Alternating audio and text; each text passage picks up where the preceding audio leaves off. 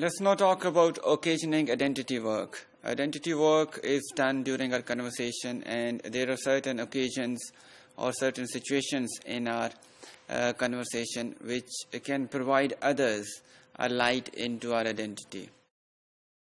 If we talk about it further, we can come to know that identity of a person may become transparent during a conversation when a certain intonation contour or intonation clue might lead his listeners to believe that he is from a different background. For example, an Italian, he may be fluent in speaking English, but during his talk he might give us a clue which would lead us to think that he is Italian by birth, and that is obviously a major part of his identity.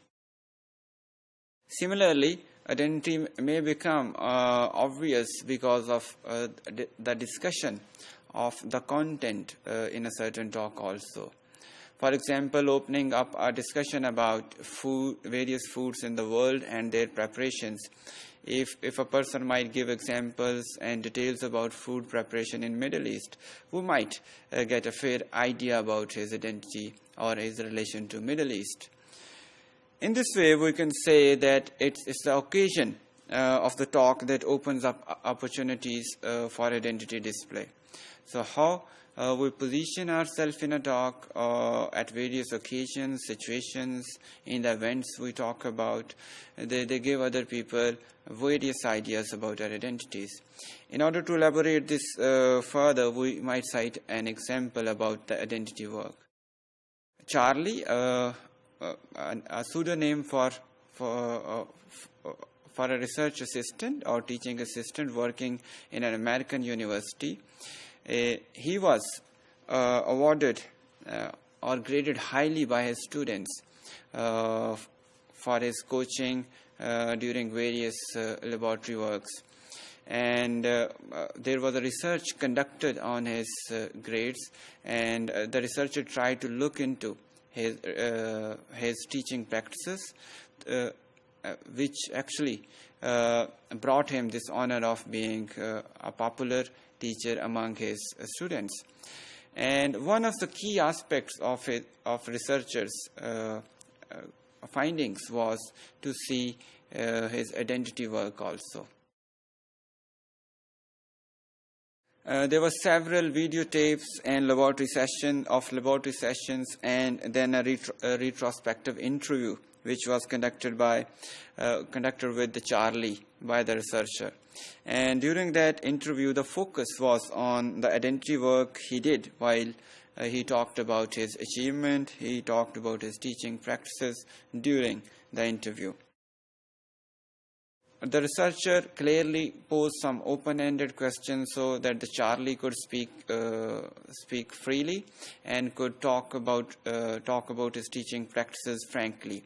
And during those frank talks, the researcher, as he or she estimated, could have get an insight into the identity work of the Charlie.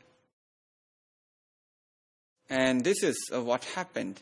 The Charlie, knowingly or unknowingly, tried to create a comparison between himself and other research and teaching assistants by talking about how he manages his class and how others research assistants or teaching assistants talk in the class, and in that way they dominate the class.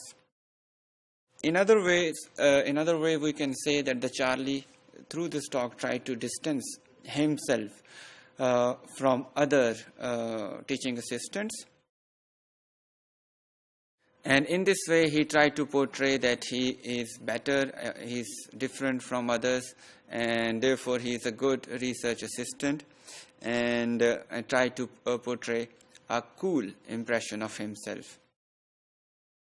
Within the discourse of discussing his teaching practices with the researcher, he is expressing his resistance to being positioned as a typical teaching assistant.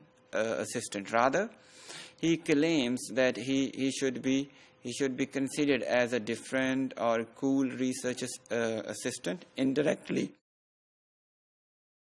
he meant so that he may be treated different research assistant who has a different identity, and he may be considered a better research assistant as compared to others. In this way, we can sum up that even while talking about teaching practices and by somehow a good research assistant, people do talk about their identities. And Charlie, knowingly or unknowingly, he revealed his identity and his distance from others and his preference for himself as compared to others. And all these things do lead us to think about his identity or identity preferences in a typical American educational setting.